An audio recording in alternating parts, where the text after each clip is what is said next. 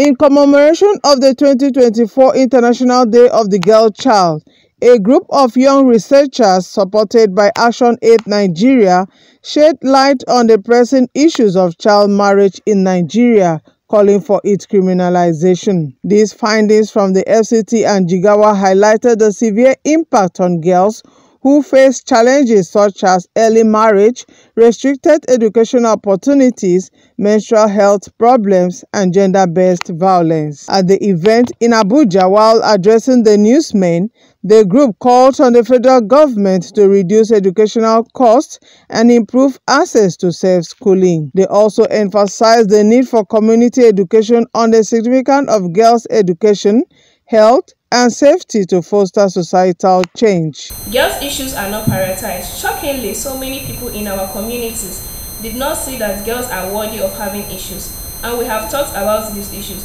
They do not believe they are important. Issues such as early marriage, lack of education, menstrual health challenges are not considered as anything. 2. A lot of girls face barriers to attending school. Some of these barriers are mainly lack of resources. Parents would rather send the girl to make money through hawking or farm work because they believe the boy's education is more important. A 14-year-old girl from a rural community expressed her desire to go to school, but is expected to go and hawk for the family. 3. We also face so many issues as we go through our period.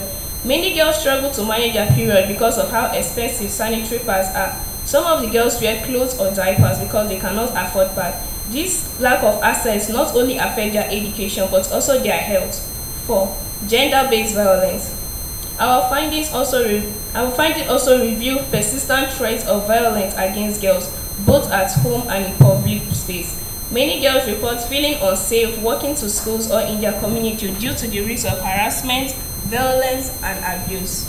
Early marriage. Our friends and classmates are still being married off before the age of 18.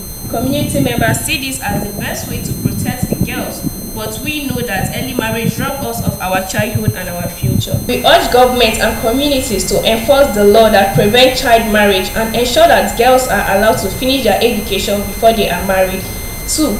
Educating girls is non-negotiable. It is essential that the government and other stakeholders provide scholarship, reduce the cost of school materials, and to ensure that girls have accessible, affordable, and safe school experience. No girl should be forced to drop out of school because her family cannot afford the school fees. The country director, Actionaid Nigeria, urged government to adopt policies such as removing import duties on sanitary pads and implement tax waivers to make them more affordable. He also emphasized prioritizing girls' education, enhancing legal protections against violence, and ensuring equal access to resources and opportunities for all girls. The prioritization of girls' welfare and education. So once there is any issue in the society, like now, for every fuel price increase you have, it has an impact. Different people cope in different ways. One of the ways they cope is they will withdraw their children from school. They will get their children to go to work. They will get them on the streets to go and work. For you have multiple people working in the economy, in the family, to be able to raise money for the family. And it's the girls that always bears the brunt of this. And if the girls are the ones that are bearing the brunt, that means that the decision of the president, of the governors, of the local government chairman, at the executive level, at the judiciary, at the legislative level, those decisions has a way of affecting the girls at the end of the day. So what do we do as society? What is our ask? Our ask is simple. One is at the macro level, can we have gender responsive budgeting? So imagine we have a framework of budget at the federal and state level and local government level where there are clear indicators and there are clear benchmarks for your budget envelope, for each budget line, how much is committed, how much is affecting a girl or a woman. So you're able to check it. So at the end of the period, we know 20%, 10%, 5% went into that. Statistics is showing that about 74% in a particular state, Bauchi state, of girls got married before the age of 18.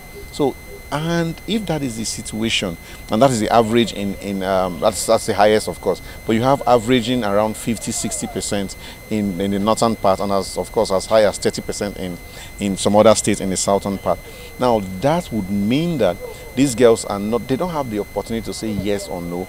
They are forced by their parents. And some of these are economic realities. Some of these are socio-cultural norms. There are beliefs that, oh, girls will get spoiled if they don't get married early. So in responding to that, they get them married. Our research shows that 60%, actually 64% of men believe that girls should not go to school. That girls should not go to school.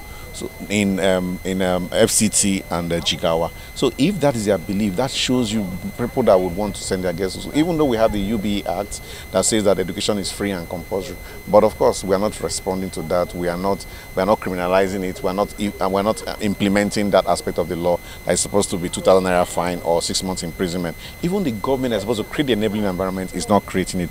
But clearly, these are actions that as citizens we need to push it at family level, at household level, at community level, and as of course at the state level, at the state and the national level. Those are the actions we need to take to ensure that next year when we come back to celebrate this, we have better story to tell about the girl child. We are calling on the government to implement gender responsive budgeting that helps to subsidize some of these things that pertains the life of girls. Look at the value chain of sanitary towel to see what can be cut off to reduce. The Ministry of Women Affairs, is it possible, for the provision of pads in school? Is there legislation that can be made to criminalize child marriage in Nigeria? Because a lot of girls even die as a result of child marriage. Some of them, they are not able to make it through the true childbirth. So yes, so we are calling on stakeholders to focus on empowering the girl child. We are also calling on parents to change their perspective. We know we are in a patriarchal society where boys are given more privileges than girls, but we are saying all of them deserve their fundamental human rights. They are all humans, they are all created by God. They deserve their fundamental, they deserve equal access and equal responsibilities. Boys should participate in chores. We are calling on parents to rethink and reshare home responsibilities. Also ensure that their daughters are supported to achieve their potentials, and girls are not used for raising funds for the family.